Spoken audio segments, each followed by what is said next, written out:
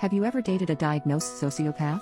In my senior year of high school, I dated a guy named John, and within 2 weeks he managed to ruin my entire life. A close friend of mine had ended up in hospital after falling and hitting her head, and she went into a coma with doctors unsure if she'd survive. I had to fly to her state to go be with her in the hospital in case she passed away. I told John about this, but he absolutely flipped out and even tried to barricade the door to prevent me from leaving.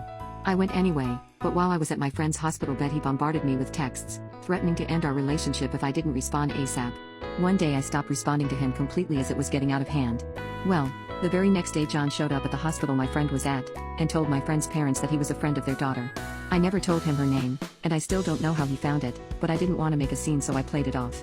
Eventually we all decided to go get lunch, and while we were eating John randomly disappeared. When we got back to the hospital room, my friend was dead. Her life support had been plugged out. I checked my phone and it was a message from John, reading I did what I had to. She was keeping you from me. Nobody keeps me